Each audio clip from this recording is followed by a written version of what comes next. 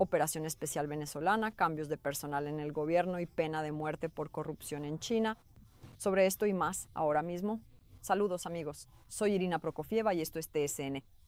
Suscríbanse a nuestro canal de YouTube, vean la transmisión y no olviden comentar qué les pareció más interesante. Comenzamos.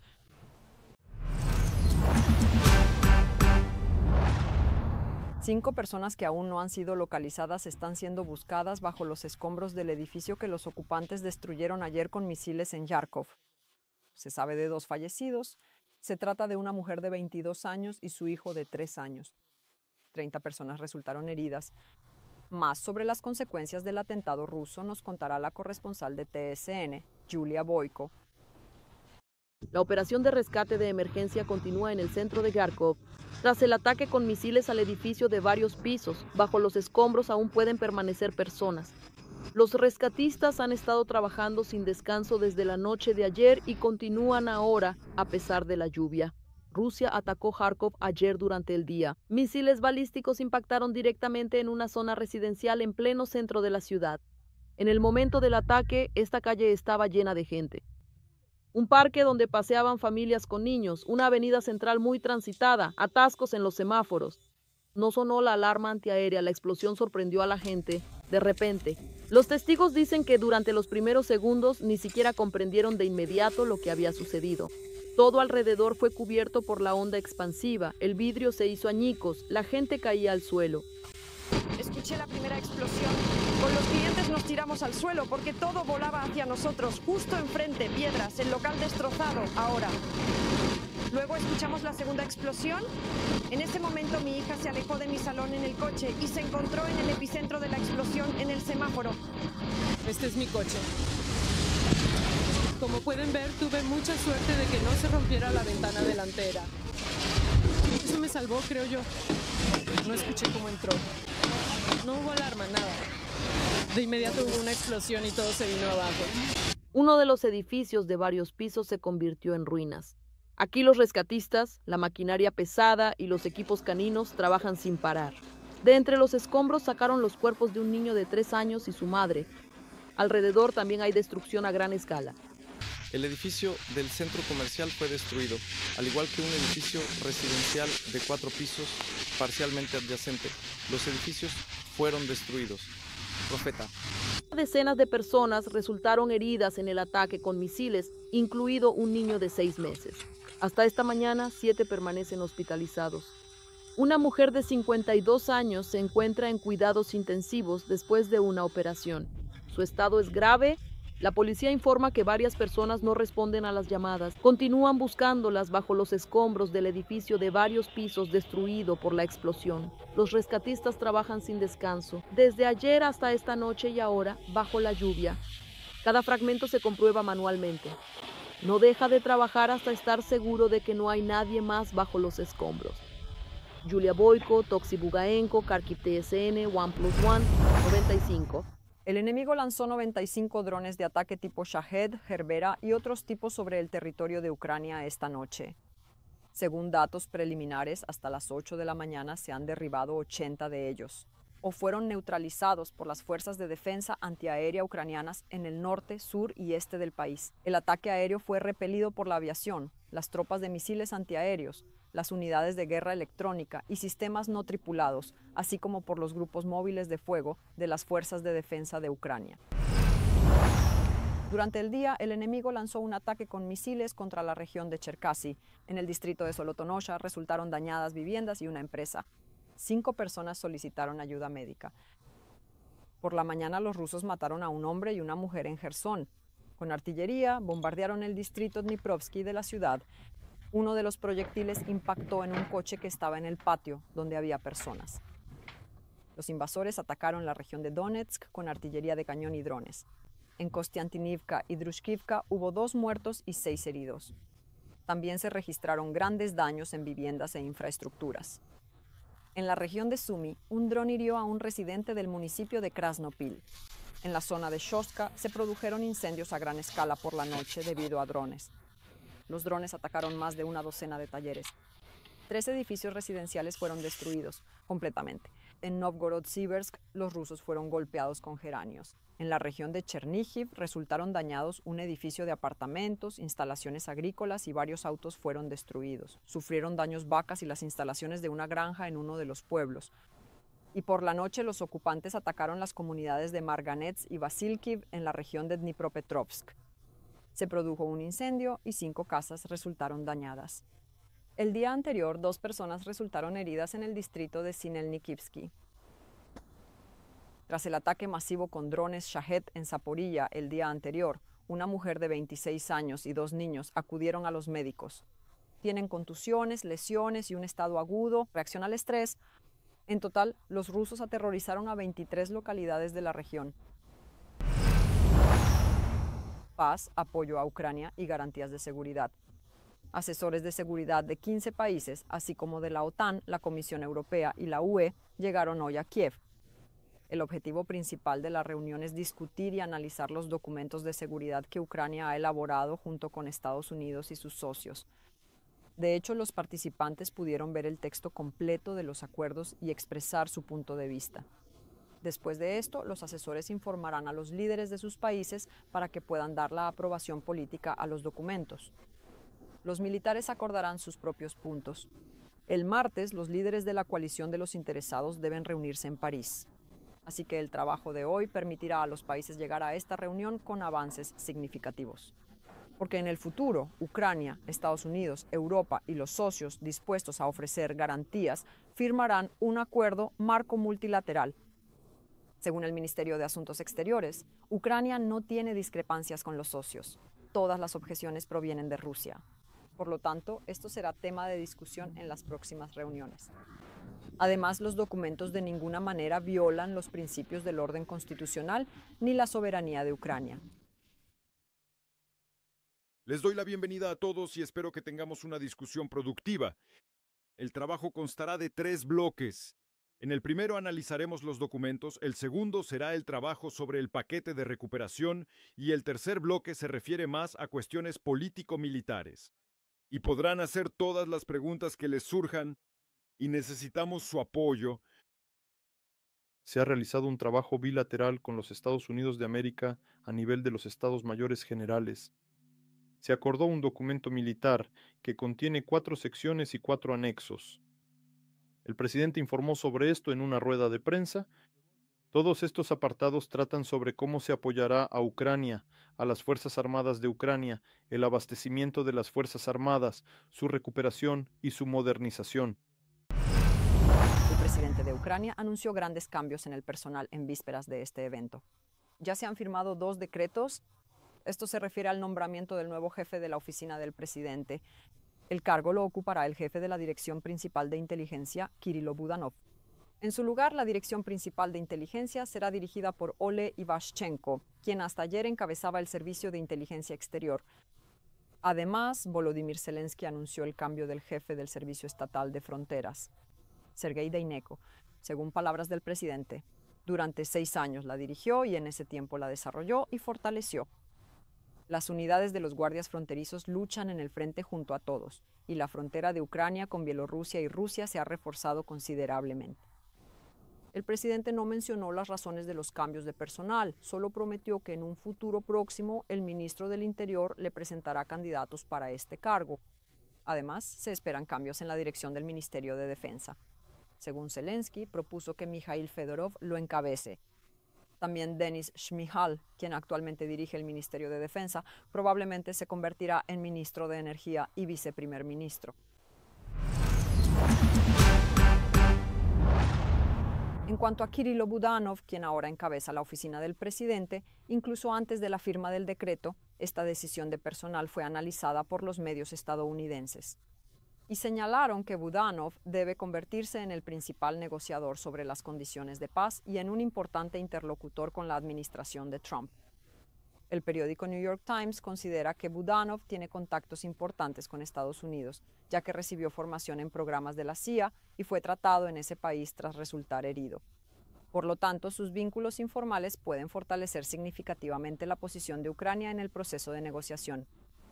El New York Times también recuerda las audaces operaciones especiales contra Rusia en las que Budanov participó personalmente, y al mismo tiempo el periódico escribe que el general tiene contactos informales con los rusos dentro de su mandato para la liberación de prisioneros. Otros analistas señalan que Budanov no se limita únicamente a los asuntos de inteligencia, sino que también tiene un ámbito de influencia mucho más amplio. De influencia. Se ha convertido en un puente entre la inteligencia, el ejército y la política, y su actividad ha ido mucho más allá del ámbito militar. El nombramiento de Budanov, según los medios occidentales, significa que el presidente Zelensky se está preparando para complejas maniobras diplomáticas. Y por parte de Ucrania. Y por supuesto, el nombramiento de un general de inteligencia como jefe de la oficina del presidente no pasó desapercibido en las redes sociales, que de inmediato estallaron en memes. Y aquí algunos de los más destacados.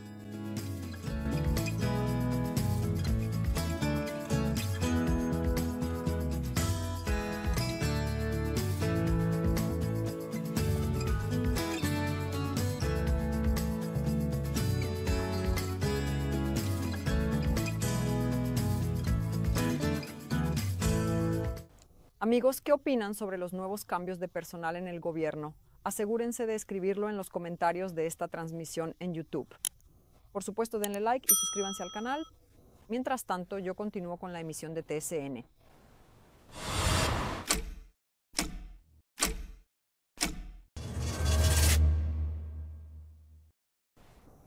Donald Trump declaró que se llevó a cabo con éxito una operación especial en Venezuela.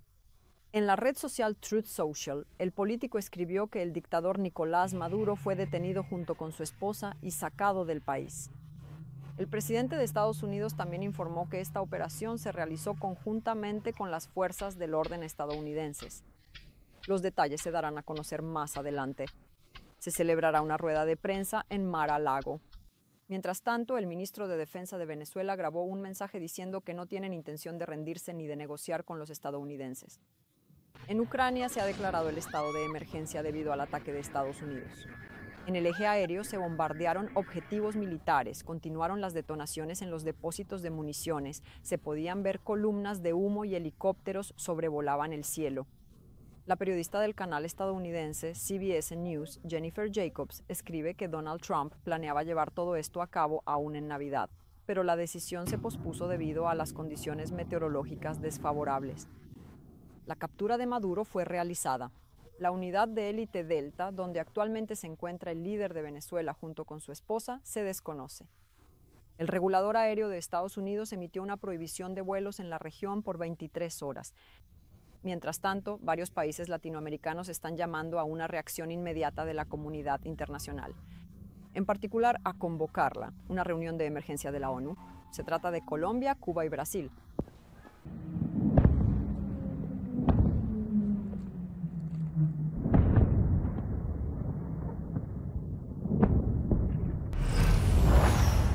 El Kremlin está preparando una provocación a gran escala con víctimas humanas con el objetivo de frustrar las negociaciones de paz. Así lo advierte nuestro servicio de inteligencia exterior. Según la agencia, el atentado podría ocurrir alrededor del 7 de enero, durante la celebración de la Navidad, según el calendario juliano, y el lugar de la provocación podría ser un edificio religioso, o bien otro objeto de gran peso simbólico en territorio ruso o en los territorios temporalmente ocupados de Ucrania. Para falsificar pruebas de la implicación de Ucrania, Moscú planea utilizar restos de armas de fabricación occidental que serán llevados al lugar de la provocación, desde la línea de contacto de combate. El Servicio de Inteligencia Exterior de Ucrania considera que el Kremlin decidió recurrir a este paso tras el supuesto ataque inventado contra la residencia de Putin. La agencia insta a los medios de comunicación a poner en duda y verificar cuidadosamente los materiales publicados por Moscú y a no difundir noticias falsas rusas. Imágenes impactantes del incendio en un bar suizo en el resort de Crans Montana, donde murieron al menos 40 personas, aparecieron en la red social X. El incendio comenzó por las bengalas que llevaban junto con el champán. En las imágenes tomadas por los clientes del local se puede ver claramente lo rápido que se incendió el techo. A pesar de que el fuego ya se estaba extendiendo por el techo del bar, en la sala sonaba música, la gente bailaba y grababa todo con sus teléfonos. Solo algunos intentaron apagar las llamas con su ropa. Hasta ahora no se ha logrado identificar con certeza a quienes murieron en la noche de Año Nuevo. Los cuerpos están tan calcinados que será necesario realizar pruebas de ADN. Las familias esperan con ansiedad cualquier noticia. La Embajada de Ucrania en Suiza también sigue investigando si había ciudadanos ucranianos allí. 119 personas están actualmente en hospitales. Algunos de ellos están literalmente luchando por su vida, ya que tienen quemaduras muy graves.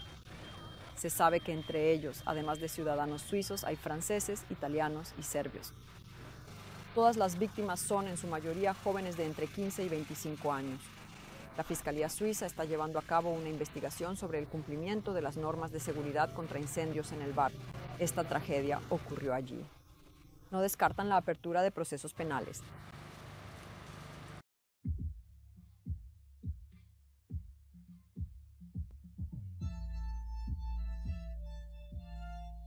Delicioso.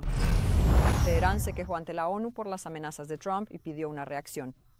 El presidente estadounidense declaró la víspera que podría intervenir en sus asuntos si Teherán mataba a manifestantes. Las mayores protestas desde 2022 estallaron allí debido a la inflación y ya llevan 5 días. En las manifestaciones ya hay las primeras víctimas mortales como resultado de los enfrentamientos con las fuerzas de seguridad, al menos 7 en diferentes ciudades. Durante las protestas, los manifestantes queman automóviles y lanzan piedras. Para sofocar las protestas, las autoridades decidieron declarar día libre para las escuelas, universidades e instituciones estatales. Aunque oficialmente esto se presentó como una medida para ahorrar energía durante el periodo frío del año. Las protestas en sí comenzaron el 28 de diciembre en Teherán. Allí, los empresarios salieron a las calles, descontentos por la caída de la moneda nacional. Por $1 estadounidense ya se pagan 1,5 millones de reales iraníes. A las protestas se sumaron rápidamente los estudiantes universitarios. Entre la multitud empezaron a escucharse consignas contra el liderazgo espiritual de Irán. Estas son las primeras manifestaciones de tal magnitud en 3 años. En 2022, la indignación social fue provocada por la muerte de una joven que fue detenida por la policía moral por llevar el hijab de manera inadecuada. Las autoridades están respondiendo a las actuales manifestaciones con medidas de seguridad reforzadas, y el presidente iraní asegura que está dispuesto a escuchar las demandas legítimas de los manifestantes. Preparen su testamento, entreguen muestras de ADN y salgan de las redes sociales. El Departamento de Estado de EU ha actualizado las recomendaciones para los estadounidenses que se atreven a viajar a Rusia. En el sitio web del Departamento de Estado, en los consejos de viaje, Rusia figura como un país que no se debe visitar. Entre las razones se mencionan arrestos y detenciones ilegales de ciudadanos estadounidenses, a quienes no se permite el acceso de diplomáticos y que, según se cree, son utilizados para negociaciones. Problemas de seguridad en el contexto de la guerra iniciada por Moscú contra Ucrania.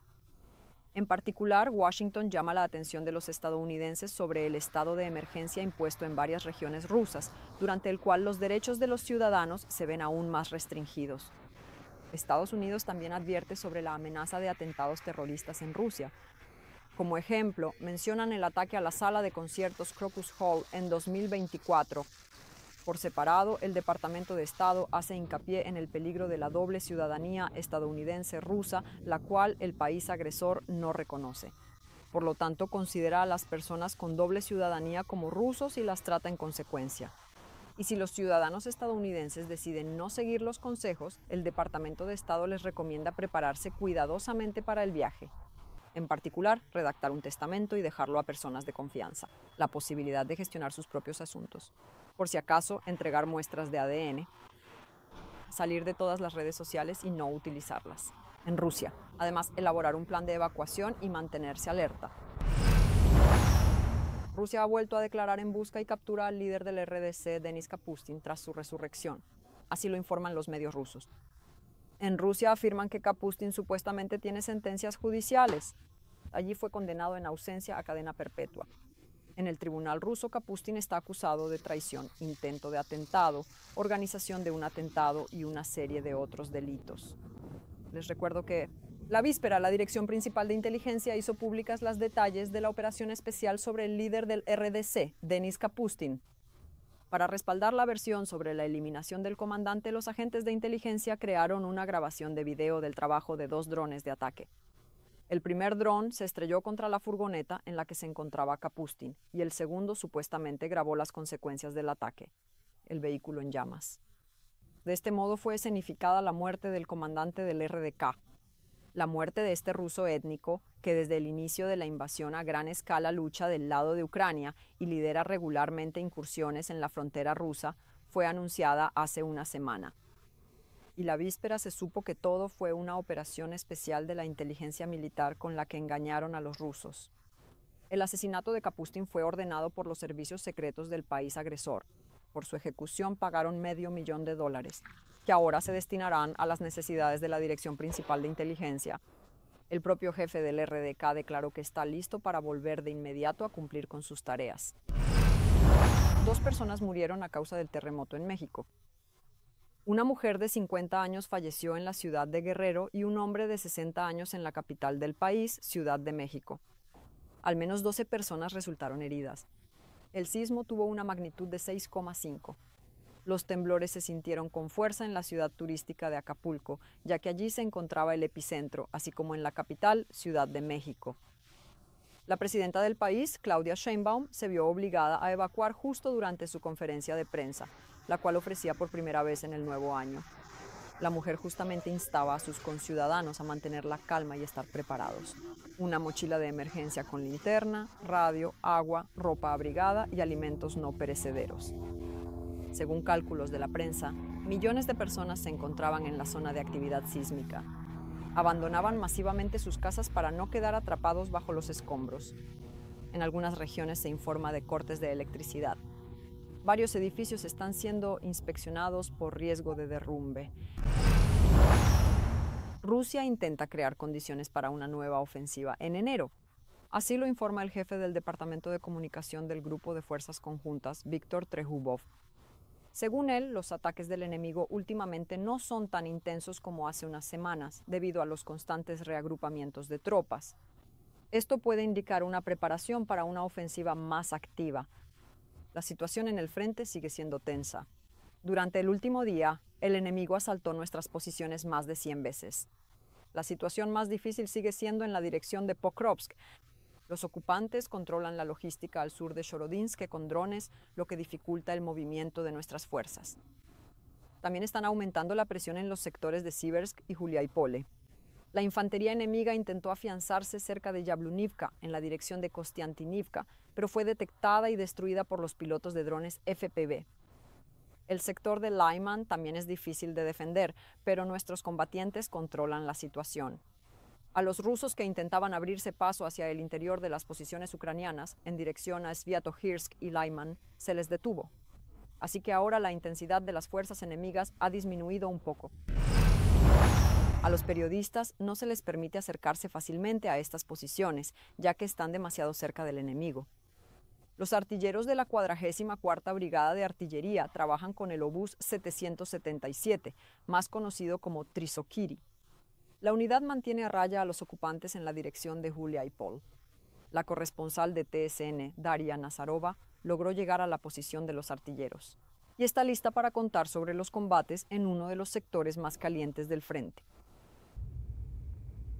Llegamos a la posición cuando ya está oscuro, aunque los militares dicen que es peligroso, incluso de noche aquí, debido a los drones FPV rusos con cámara térmica que pueden estar al acecho. Conducimos cerca de la arboleda para tener dónde escondernos. A la orilla del camino hay coches que ya se han convertido en objetivo de los rusos. Accedieron a llevar a TSN a la posición porque ese día llevaban comida a los chicos. Nadie viene aquí sin necesidad. 1 minuto para descargar y ya estamos en el búnker. Aunque estemos en la posición, aunque estemos en la guerra, igual uno quiere algo sencillo y hogareño, como un cigarro y un lugar donde sentarse, llegar para no pasar frío, comer algo, aunque sea una sopa, o preparar un poco de borscht. Mientras esperamos el amanecer, los chicos nos invitan a café y cuentan sus planes para el día. Hoy le toca al cañón, mañana al mortero, luego a los pilotos, después a la infantería. El joven comandante, apodado Biden, dice que tienen suficiente munición y que el obús dispara con bastante precisión. Y lo que los 3-7 no destruyan, lo acabarán nuestros drones. Tenían que mostrar este cañón, llegamos en un automóvil, disparamos un cartucho, simplemente se dispersaron y los alcanzaron en el cuartel, porque no había nadie para recogerlos, para defender el automóvil con el cañón. Mientras tanto, el soldado se prepara para la jornada laboral. Dice que luchará con los muchachos en la cobertura del enemigo. Para este fin es adecuado un proyectil de alto poder explosivo. Vuela 8 metros hacia el suelo, destrozando la tierra. Cada una de las conchas pesa alrededor de 50 kilogramos. Puedo darle ventaja a más de un deportista, pero bueno, ya estoy un poco cansado. Los muchachos ayudan porque a veces hay tal cantidad de disparos que con 15 o 20 salvas uno solo no puede cargar con todo. Por muy difícil que sea, no hay a dónde retirarse, dice el apuntador de la pieza de artillería. El precio de todo esto es muy alto como para simplemente rendirse. Hay que destruir a este enemigo para que nuestros hijos puedan vivir en paz. Calibán está en la guerra. Desde los primeros días dice que apuntaba a diferentes objetivos, pero ahora su tarea principal es destruir la posición de los operadores de drones rusos. Pilotos, sistemas no tripulados, incluso los operadores de drones, los de FPV, a ellos simplemente, no sé, les lanzaría 1 millón de proyectiles, les dispararíamos todo lo que tenemos. La inteligencia aérea ha transmitido las coordenadas. Es hora de ponerse a trabajar. Gus lleva el proyectil preparado. ¡Cañón! Disparo. Disparo al objetivo. Para destruir completamente esta posición, los artilleros disparan una vez más. ¡Disparo! No está mal para hacer por la mañana. Le doy una evaluación al comandante según el resultado. Bueno, está bien, está bien. Cuando justo cae la cruz, aquí como que no siempre se ve lo que hay ahí.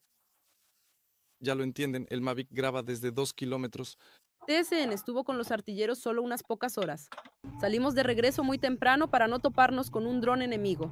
Allí, más tarde, después de la mañana, el margen será mayor, todos empezarán a volar. Entonces ya será imposible entrar por 2 razones. La primera es la desmascaración y la segunda es el riesgo de ser alcanzado por un dron kamikaze enemigo. Pasamos por un pueblo destruido por los rusos y volvemos a ver autos destrozados. Esta vez, para los civiles en los pueblos cercanos a la línea de contacto, se está volviendo cada vez más peligroso.